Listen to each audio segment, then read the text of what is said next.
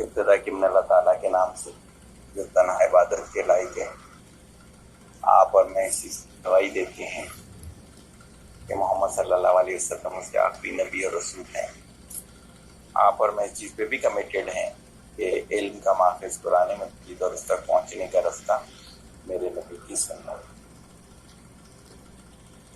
आज अल्हम्दुलिल्लाह हमारा पर्सनैलिटी डेवलपमेंट का तीसरा लेक्चर है। पर्सनैलिटी के अंदर जो जो चीज़ें बहुत इम्पोर्टेंट होती हैं उन्हीं को हमने सीक्वेंस वाइज रखा है।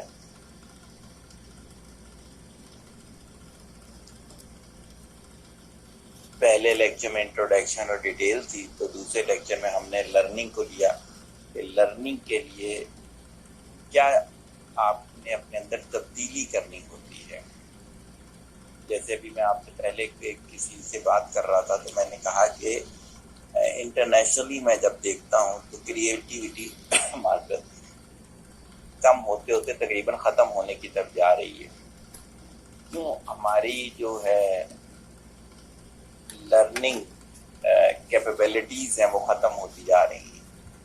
वजह ये एंटरटेनमेंट और इन सारी चीज़ों को वक्त दे देकर। तो आज का जो हमने लेक्चर रखा है वो है कि पर्सनैलिटी का जो है उसमें कम्युनिकेशन का क्या रोल होता है। कम्युनिकेशन कैसे करनी चाहिए है। कम्युनिकेशन की वो चीज़ें, वो जहतें जो आमतौर पर डिस्कस ही नहीं की जाती।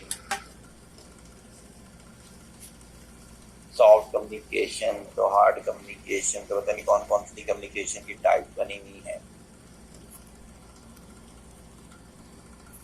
तो उन सब चीज़ों को देखते हैं और इसमें भी देखेंगे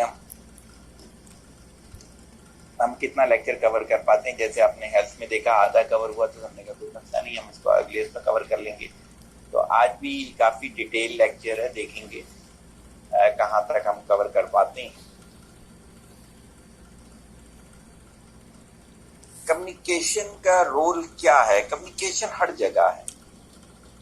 मैंने ये देखा कि इंसान अपने आप से अगर अच्छी कम्युनिकेशन ना करे, जैसे मैंने किसी जगह पर ये कोट किया था कि साइकोलॉजी ये कहती है जितना ज़्यादा आप नेगेटिव सोचते हो, जितना ज़्यादा आप ओवरथिंक करते हो, उतने ज़्यादा आप बीमार रहते हो। इस तरह से हमारी बीमारियों की एक बहुत बड़ी वजह ओवर थिंकिंग है, नेगेटिव थिंकिंग है।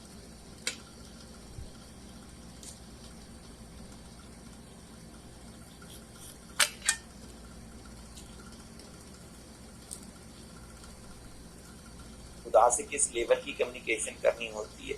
हम अपनी नालायकी की चीज़ें खुदा से करवाने की कोशिश करते हैं। माँ बाप से कम्युनिकेशन, माँ बाप की बच्चों से कम्युनिकेशन, सेल्समैन की कम्युनिकेशन कोई चीज़ बेचने के लिए, उस्ताद शागिर्द की कम्युनिकेशन, पेशेंट डॉक्टर की कम्युनिकेशन। डॉक्टर अशमत कहा करते थे कि अगर आपकी अच्छी कम्युनिकेशन है पेशेंट के साथ तो 80% चांस है कि वो आपके पास आने से ही ठीक हो जाएगा। ट्रीटमेंट का रोल सिर्फ 20% रह जाता है। तो कम्युनिकेशन हमारी जिंदगी के अंदर हर जगह 50% से ज्यादा अपना रोल रखती है, हर जगह।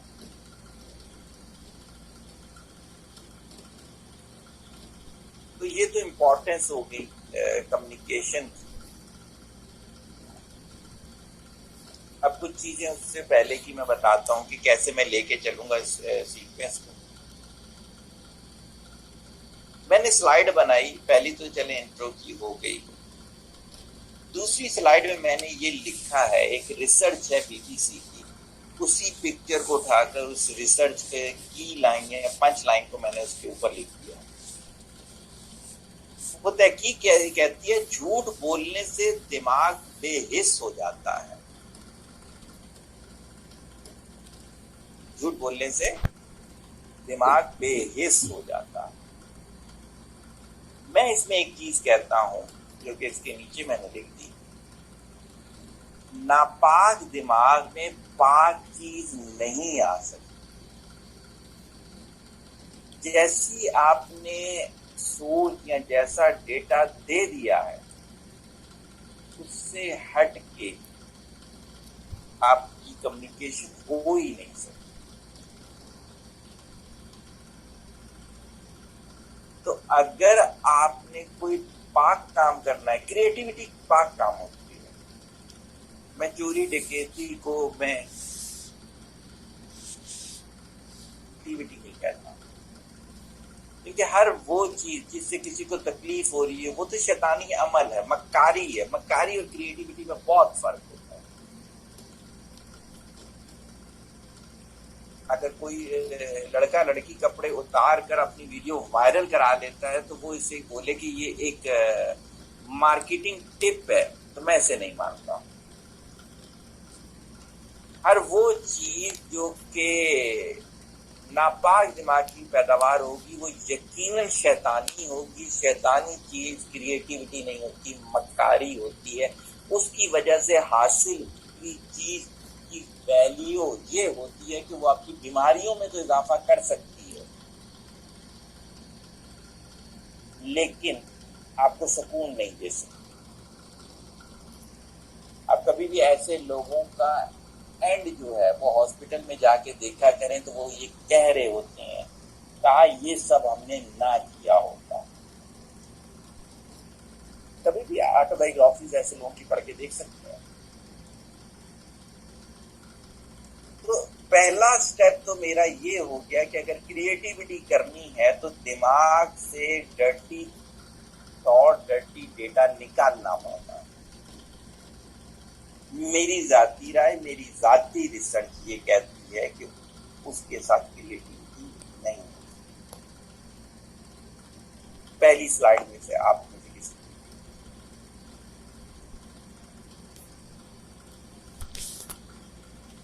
कुछ पूछा क्या, आगे चलते हैं।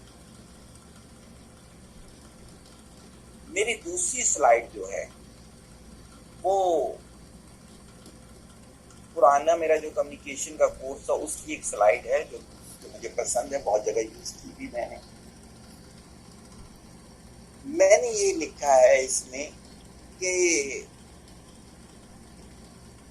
कम्युनिकेशन का प्रोसेस कैसे चल रहा होता है। सबसे पहले क्या होता है कि आपके पास डेटा आता है। दो तरह का डेटा होता है, एक परमानेंट होता है, एक टेम्परेरी होता है। डेटा कहाँ से आ रहा होता है? जो चीजें आपको पेन या प्लेजर देती हैं वो डेटा दे रही होती है। किसी डिजीज के साइड इफेक्ट के तौर पे कोई डेटा आपके ब्रेन में जमा हो रहा होता है। हिडन फोबियाज हो सकते हैं। मीडिया का बहुत बड़ा रोल है आपको डेटा देने में। फ्रेंड्स एंड फैमिली का बहुत बड़ा रोल है आपको डेटा देने में। आपके डेली एक्सपीरियंसेस हैं। इनमें से जो परमानेंट हो गया वो आपके बिलीव्स बन जाएंगे, जो टेम्परेरी होंगे वो शॉर्ट टर्म थॉट्स बनते हैं। इनसे मिलके आपकी थॉट्स बनती है। ये सारा डेटा आपकी सोच है। जिस शख्स के पास दो जुड़वा भाई हो, दोनों के पास ये वाला डेटा चेंज कर दें तो दोनों की थॉट चेंज हो। दो सगी बहनें हो, उनको बचपन से अलहदा कर दिया जाए, एक को यूरोप के मॉडर्न ज्यादा इलाके में ले जाएं, एक को यहाँ पर रिलीजियस एक्सट्रीमस उसमें ले जाएं, तो दोनों 25 साल के बाद मिलेंगे तो एक ने शॉर्ट स्कर्ट पहनी हुई होगी और एक ने क्या होगा कि 3 रोया का पर्दा किया हुआ होगा। हालांकि दोनों एक ही माँ बाप की औलाद थे। वजह क्या था? वो उनका डेटा।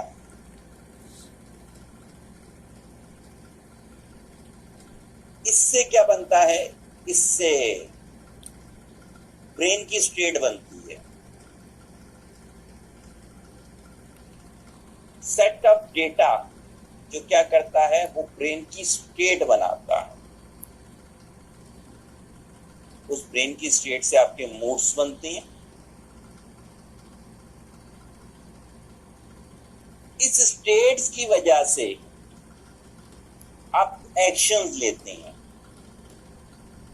दो तरह की एक्शंस होती हैं स्टेट की वजह से, एक होता है प्लान, एक होता है अनप्लान। पढ़ना है, कहीं जाना है, कुछ करना है, ये सब प्लान होगा। अनप्लान होगा कि अचानक सामने कोई आ जाता है, आपके ब्रेन में वो है डेटा है कि ये अच्छा नहीं है, आप अपना गाड़ी आगे पीछे कर लेते हो।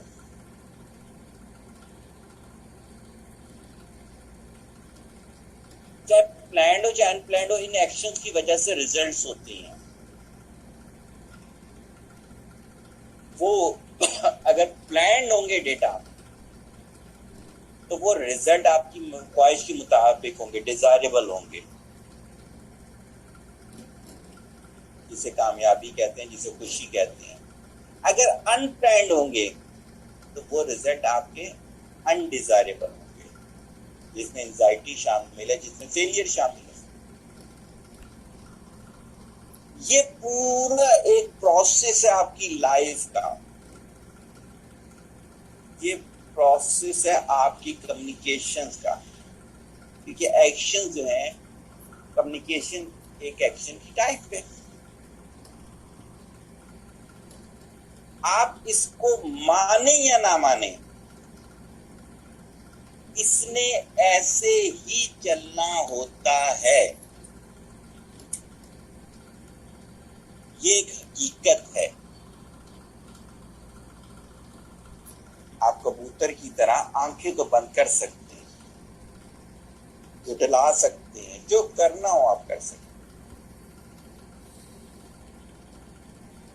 लेकिन आप इसको बदली नहीं कर सकते।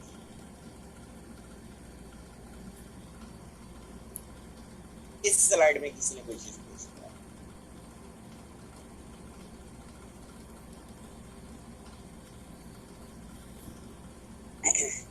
कुछ नहीं पूछा गया, आगे आ जाते हैं। आवाज आ रही है आप लोगों को मेरी या नहीं आ रही? जी आ रही सर, बस आवाज आ रही, सही हो गया। अच्छा, मैंने दो चीजें बता दी। मैंने पहले ये बताया कि मेरे जाती राय के मुताबिक नापाक दिमाग में पाक चीज नहीं हो सकती, और इसके मेरे पास तो खैर हिस्ट्री मौजूद है, सही होगी, हमारी मुकद्दस किताबों में भी आता है, इसके अलावा हर रिसर्च की बुक में भी ये चीज आती है, तो ये वाली चीज को मैं ऐसे ही लूंगा। दूसरा, मैंने एक पैटर्न बताया है कि ह्यूमन साइकोलॉजी का पैटर्न है ये, हर अच्छी किताब के अंदर कमी बेशी के साथ ऐसा ही डेटा होगा। मैंने बेसिकली 15, 20, 30 किताबों को मर्ज करके अपनी एक स्लाइड बना दी।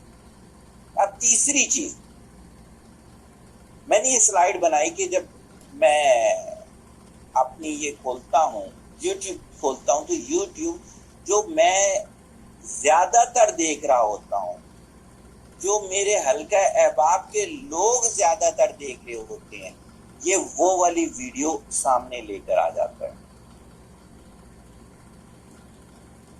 मैं नबी सल्लल्लाहु अलैहि वसल्लम ने फरमाया था, तुम दोस्तों के ईमान पर होते हो। तो यहां से भी ये मेरी पिछली बातों का प्रूवन रिजल्ट आ गया कि जब YouTube ने ये एल्गोरिथम ले लिया कि ऐसे ही चलना होता है, जिस वीडियो को ये बंदा बहुत ज्यादा देखता है उसी के तरीके की इसको लानी, क्योंकि इसको पसंद ही वो है। इसके हल्का अहबाब के लोग जैसी वीडियो देखते हैं वैसी ही इसको भेजनी चाहिए, क्योंकि इसने उसके साथ दोस्ती रखी हुई है, इसका मतलब है उसकी आदतें इनको पसंद है। तो आपने अगर कभी अपने आप को जज करना है तो एक तरीका ये भी है, यूट्यूब खोलें और टॉप की 50 वीडियोस को चेक करें, समझ आ जाएगा कि आपकी पर्सनैलिटी क्या चाह रही होती है।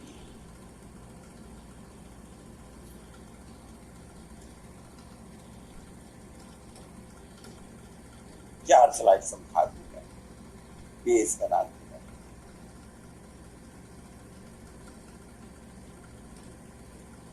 यहां तक किसी ने कोई चीज पूछनी है?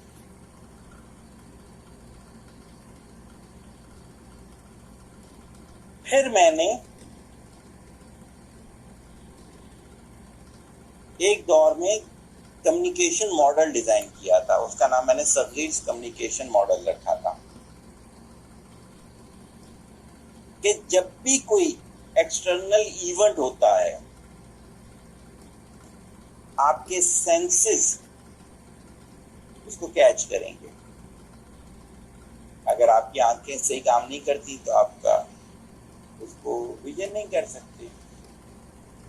अगर आपके कान सही काम नहीं कर रहे आप उसको सुन नहीं सकते। अगर आपके हाथ से काम नहीं कर रहे तो आप उसको टचिंग से नहीं पहचान सकते। अगर आपकी जुबान से ही काम नहीं कर रही आप उसका टेस्ट नहीं बता सकते। अगर आपका नाक से ही काम नहीं कर रहा आप उसकी स्मेल नहीं बता सकते। अगर आप ये फिल्टर दिमाग के खराब हैं तो यहाँ ऐसा भी हो सकता है कि सफेद को आप काला बोलें, काले को आप सफेद। तो जो एक्सटर्नल इवेंट है वो डिपेंडिंग ऑन योर सेंसेस, सिवाय एक चीज के बाकी सारी चीजें सेंस से चलती हैं। वो एक चीज आपके बिलीव या फेथ है। जो बिलीव या फेथ आपने बना ली है वो सेंसेस लाख बोले ऐसा नहीं होता, आप नहीं माने। बहुत इंपॉर्टेंट होता है कि अपने फेथ को रीचेक करवाना, बच्चे के फेथ सही बनवाना बहुत इंपॉर्टेंट होता है, क्योंकि वो सेंसेस को बाईपास कर जाते हैं। आपने खुद कई दफा देखा होगा कि यार ये आम सी बात है, ये इस बंदे को समझ नहीं आ रही, वजह ये उसके फेथ अलहदा बने हुए हैं। उसके फेथ बने होंगे झूठ बोलो चीज बेच लो, उसके फेथ बने होंगे नमाज तो अल्लाह माफ करे वो पढ़ता है जो कि गरीब होता है। ऐसे मैंने सुने थे सारे फेथ। नमाजों की हर्षद को जरूरत नहीं होती है। उसके फेथ बने होंगे पर्दा तो सिर्फ मस्जिद में करना होता है, वैसे कोई ऐसे पर्दे वर्दे की जरूरत नहीं है। पुराने दौर में पर्दा था, जब कुफार होते थे वो हमारी औरतों को छेड़ते थे, इस वजह से पर्दे का हुक्म था। आज तो जो दिल करता है वो पहनो। ये वो मैं सारे फेथ बता रहा हूँ जो मैंने सुने हुए।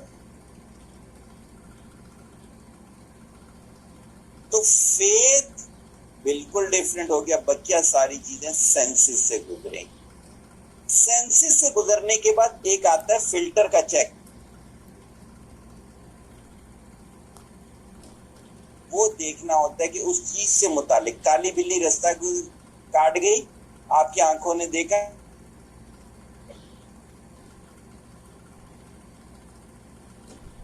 गिरे तो आप वहां से वापस घर चले जाओगे। एक शख्स के रास्ता काली बिल्ली काटती है, उसका फेथ ये है कि रब की वो है मखलूक थी, गुजर गई सामने से, इसमें टेंशन कौन सी, वो अपने जॉब पे चला जाता है। एक का फेथ बना हुआ है कि पैसा कमाने के लिए जायज नाजायज हर तरीका अपनाना चाहिए। एक का फेथ बना हुआ है कि नियर सिर्फ जायज तरीका होना चाहिए, मेहनत होनी चाहिए। ये फिल्टर बनाए हैं आपने अपने।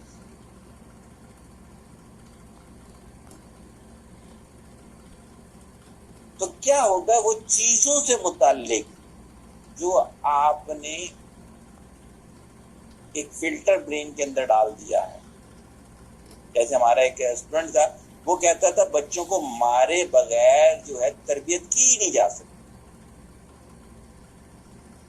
ये उसका फिल्टर था।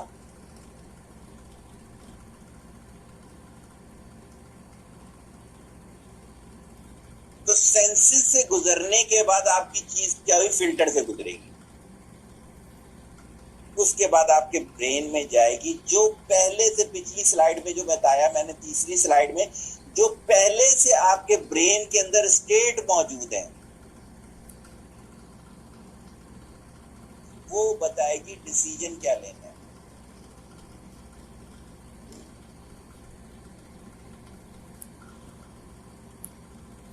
मैंने ऐसे ऐसे स्टेटमेंट सुनी कि विद ड्यू रिस्पेक्ट सिर्फ समझाने के लिए वो मैं वर्ड बोल रहा हूँ, लेकिन वो सुनी, और हो सकता है कि आपने सुनी भी है, लेकिन क्योंकि मेरा बोलना बनता नहीं है, इस वजह से मैं आपसे माजरत कर रहा हूँ। ये जुबान ज़द आम वाली बात। बहुत से लोग गाली दे के भी बता रहे हैं।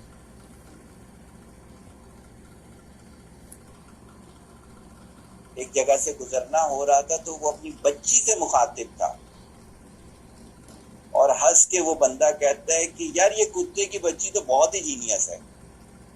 उसके ब्रेन के अंदर ये डेटा था कि इंपॉर्टेंस के लिए ऐसा कोई घटिया लफ्ज बोल रहा हूं।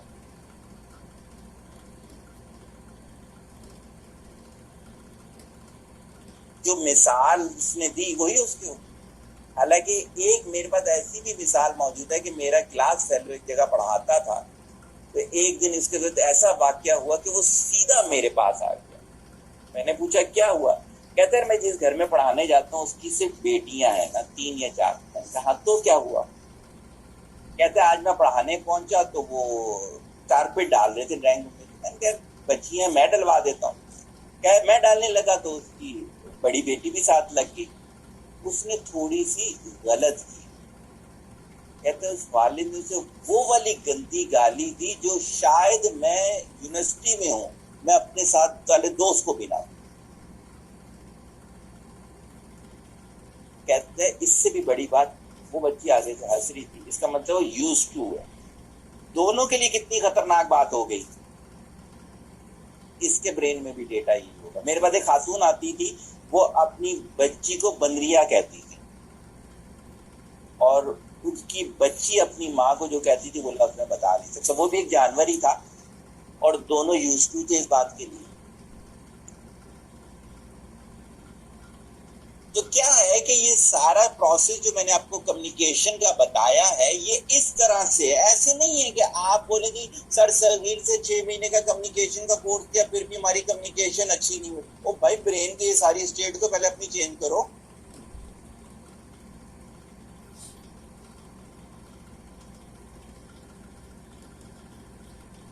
फिल्टर तो चेंज करने नहीं, और कम्युनिकेशन अच्छी करनी, वोकैबुलरी चेंज करनी नहीं।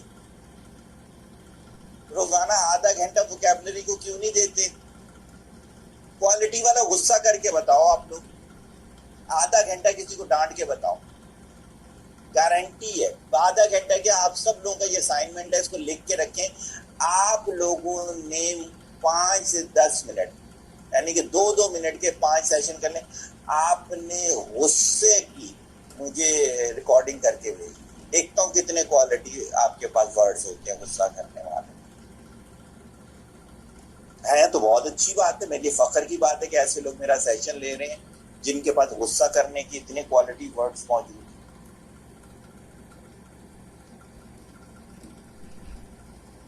तो ये पूरा का पूरा एक साइकिल है। जब तक आप इसको कंप्लीट नहीं करेंगे तो कम्युनिकेशन बेहतर नहीं हो सकता। अगली स्लाइड को इसी स्लाइड के साथ एक्सप्लेन करके फिर क्वेश्चन लेता हूं, अगर आप लोग कुछ पूछना चाहेंगे तो। आगे मैंने एक स्लाइड बनाई जो कि बहुत दफा बोली हुई है, लेकिन मुझे बहुत अच्छी लगती है। मेरे बड़ों में से किसी ने मिसाल दी थी। कहते हैं एक दफा 3 लोग जा रहे थे कहीं पे, एक गोश्त वाला था, एक सब्जी वाला था, एक मौलवी था। तो क्या हुआ, काला तीतर बोला। आपने तो अगर किसी ने काले तीतर की आवाज सुनी हो तो बड़ी प्यारी आवाज होती है उसकी। तो काला तीतर बोला, तो सब्जी वाला कहता है, ये कह रहा है धनिया पुदीना ते अदरक। उसकी वजह कि पूरा दिन वो बेचता ही सब्जी है, उसके ब्रेन में वोकैबुलरी सब्जी से रिलेटेड है, उसके ब्रेन की स्टेट ही सब्जी वाली है। उसने जब भी मिसाल देनी होगी वो यही देगा।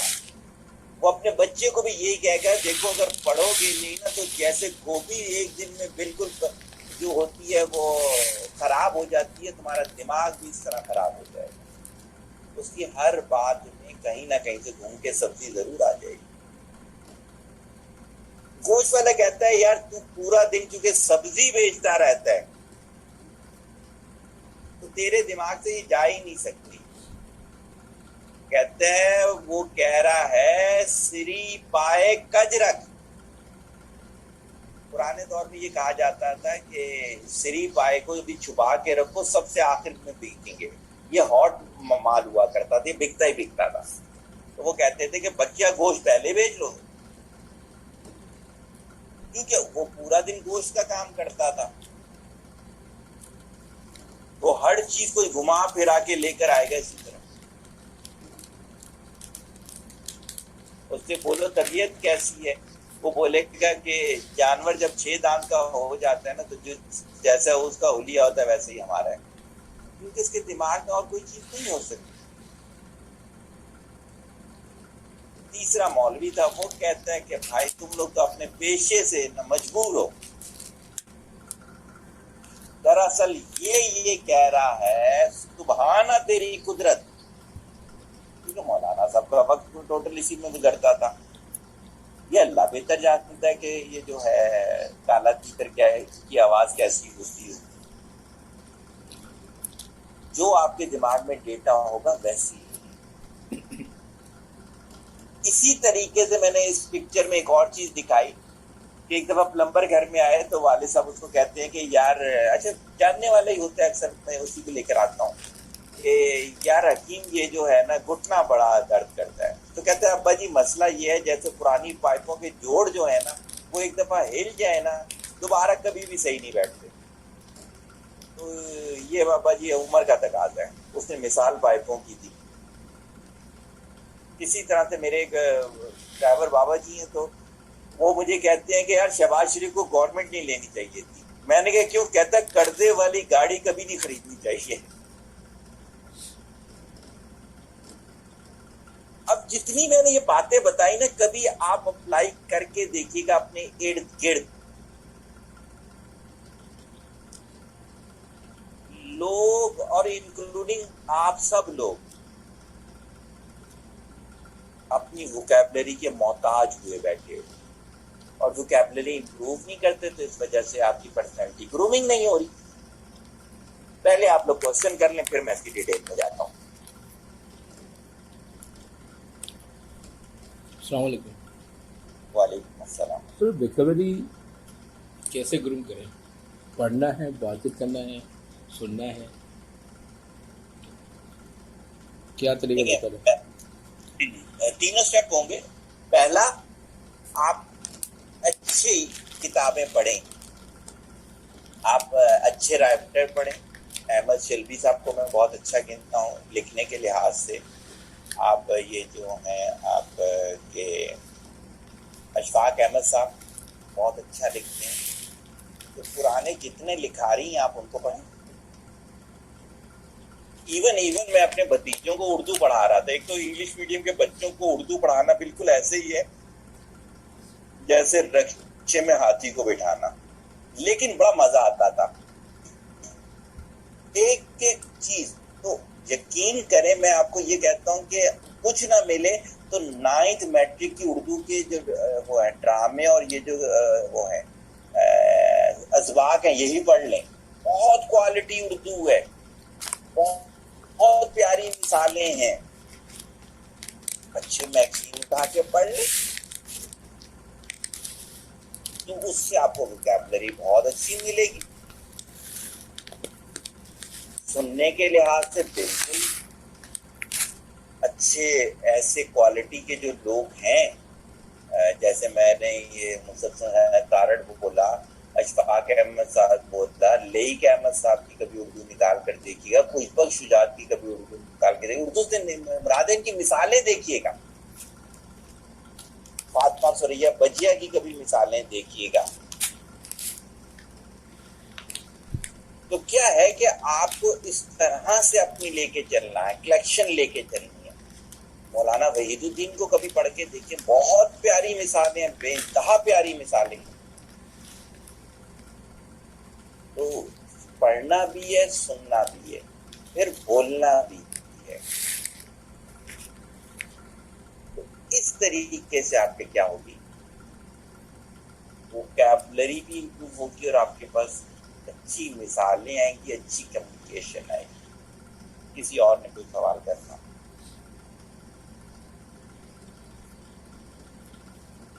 अस्सलाम वालेकुम। वालेकुम अस्सलाम। सगी भाई, ये आपने कहा था ब्रेन की स्टेट्स के हवाले से, तो ये मुझे इसके बारे में बता दीजिए कि इससे क्या मुराद है, ब्रेन की स्टेट से क्या मतलब है इसका? हाँ बिल्कुल, मैं आपको बता देता हूँ। बेसिकली क्या होता है कि हमारे ब्रेन के अंदर तमाम चीजें जैसे कंप्यूटर में स्टोर होती है ना, एनर्जी के पॉइंट ऑफ व्यू के साथ, बिल्कुल सेम ऐसे एनर्जी पॉइंट ऑफ व्यू के साथ सारा डेटा स्टोर होता होता है।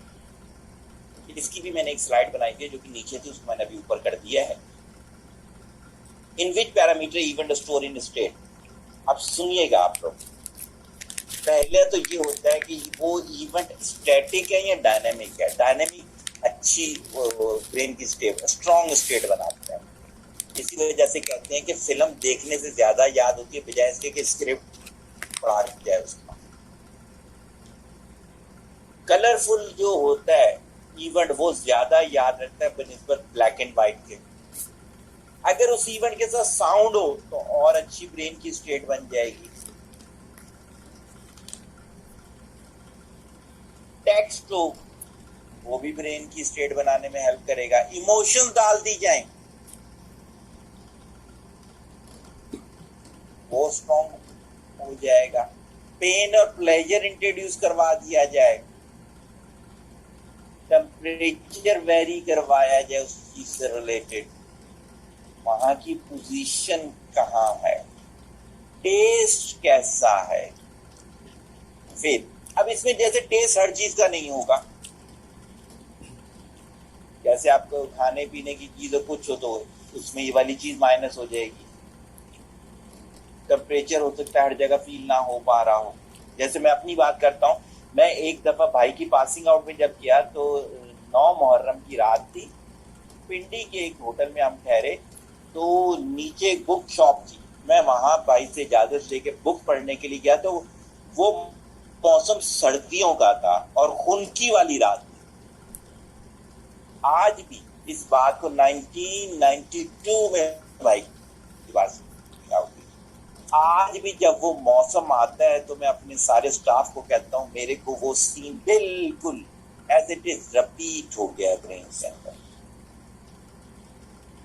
तो मैं रिपीट कर रहा हूँ कि पैरामीटर कौन से होते हैं स्टोर होने के, स्टेट, स्टैटिक और डायनेमिक, कलर और black and white, sound, text, emotion, pain और pleasure, temperature, position, taste, fail. अब जब आपने किसी को अपनी बात में वजन डालना होता है तो कोशिश करें इसमें से मैक्सिमम पैरामीटर आप उसमें इंट्रोड्यूस करवा दें, तो उतनी स्ट्रॉन्ग उसकी ब्रेन की स्टेट बनेगी। किसी और ने कोई सवाल करना हो?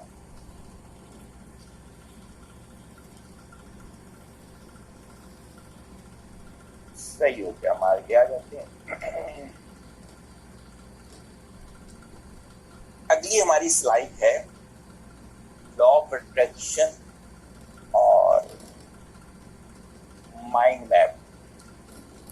मैं ये कहता हूँ कम्युनिकेशन के अंदर, जब मैं ये आपसे पीछे कह चुका हूँ कि दिमाग का पाक होना जरूरी है, तो मैं कहता हूँ हर वो चीज जो कि हमारी शरीयत के लिहाज से हराम है उसके खाने का भी रोल है हमारी वोकैबुलरी। जैसे आप सबको याद होगा, मैंने कई दफा बताया, इमाम अबू हनीफा रहमतुल्लाह अलैह को पता चला बाजार में चोरी की बकरी आई है, हालांकि इन्होंने चोरी नहीं करवाई थी।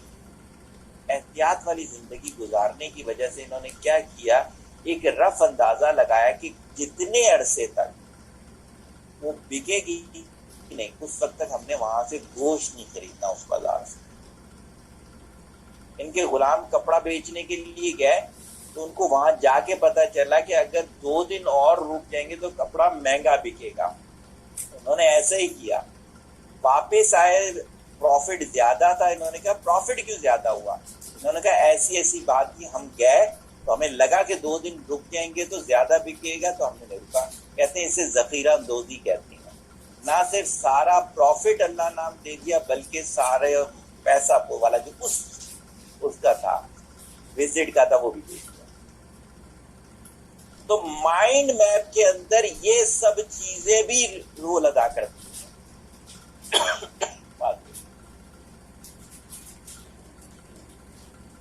यहाँ पे कुछ कंट्राडिक्शन दिखी हैं, और ये मैंने यहाँ पर एक मिसाल दी है, डॉक्टर मैसारो इमोटो, कभी आप नेट पे डाल के देखिएगा, बहुत सारे मैंने सेमिनार में इनके हवाले दिए हैं। इन्होंने क्या किया कि मुख्तलिफ पानी की बोतल में मुख्तलिफ वर्ड लिख दिए। एक पे लिखा थैंक यू, एक पे लिखा यू डिस्गस्ट मी, एक पे लिखा लव एंड ग्रेटिट्यूड, और उसको डीप फ्रीजर में रख दिया। जब वो जम गया तो उसके इमेज लिए माइक्रोस्कोपिक, जिसपे अच्छे अल्फाज लिखे हुए थे, किसी पे फ्लावर बन गया, किसी में कुछ बन गया, क्रिस्टल स्ट्रक्चर की बात कर रहा हूँ, और जिस पे खराब अल्फाज थे उसमें बेहंगम सा कोई स्ट्रक्चर। और आप याद रखें कि हमारी बॉडी 80% फ्लूइड पर डिपेंडेंट है। तो जब वहां पर सिर्फ ऊपर लिख देने से स्ट्रक्चर पे इतना असर पड़ता है, तो सोचें नेगेटिव ओवर थिंकिंग सब नई चीजें करने से हमारे अंदर क्या क्या होता होगा, कितनी अंदर की पिक्चर खराब हो चुकी होगी हमारी, उससे कम्युनिकेशन कैसे अच्छी निकल सकती है। फिर मैंने कंट्राडिक्शन के लिहाज से कुछ वर्ड लिखे इसमें कि अगर आपकी सोच मनफी है तो मुस्बत रिजल्ट आ ही नहीं सकता, कम्युनिकेशन मुस्बत हो ही नहीं सकती। अगर आप झूठ पे भरोसा करते हैं तो सच आप बोल ही नहीं सकते। मैंने ऐसे लोग भी देखे, छुट्टी लेने के लिए उन्होंने झूठ बोला और आज तक वो बीमारी नहीं उनकी सही हुई, जिस बीमारी की वजह से उन्होंने झूठ बोला था। कोई झूठ और सच इकट्ठे आप रह ही नहीं सकते। नफरत के अंदर मोहब्बत नहीं हो सकती। अगर आपके अंदर नफरत है ना तो मोहब्बत हुई, बोगस होगा तो एहसास खत्म हो जाएगा, लालच होगा तो कभी बेगर्ज काम नहीं करेंगे, हमेशा गर्ज, हर नेकी गर्ज की खातिर करेंगे। मेरे पास एक लड़का था, उसने अपने एक पोल्ट्री फार्म ने ये बनाया, कैटल फार्म बनाया। उसके लिए अपने ऑफिस के चौकीदार को उसने कैटल फार्म में रखा। तो चौकीदार ने कहा कि यार मुझे ना यहाँ पे 20,000 रुपए देने हैं, तो आप मुझे वो 20,000 रुपए उधार दे दो। पुरानी बात बता रहा हूँ आपको। तो उसने उसको उधार दे दी, और ये सब बात उसने मुझे खुद बताई। क्या हुआ, वो चौकीदार नहीं आया इसके कैटल फार्म में। तो इसने पता क्या बोला, कहते यार मैंने ना जो ज़कात देनी थी, चलो मैं ये समझता हूँ वो ज़कात हो गई। देखिए अल्लाह को धोखा दे रहा था भाई, तुमने तो अपने बिजनेस के लिए पैसे दिए थे उसको। ऐसा शख्स लालची होता है, वो नेकी भी लालच की वजह से करता है। दुनियादार इंसान कभी दीनदार हो ही नहीं सकता। जिसके दिल के अंदर दुनिया है, दीन उस दिल में नहीं होगा, चाहे आप मेरी बात माने ना माने। मुतकब्बिर आजिज हो ही नहीं सकता, बेमकसद इंसान बामकसद हो ही नहीं सकता, लावाली इंसान जिम्मेदार हो ही नहीं सकता। ये ब्रेन के वो सच है जो आप माने ना माने, हकीकत पे माने। इसमें किसी ने कोई चीज पूछी नहीं,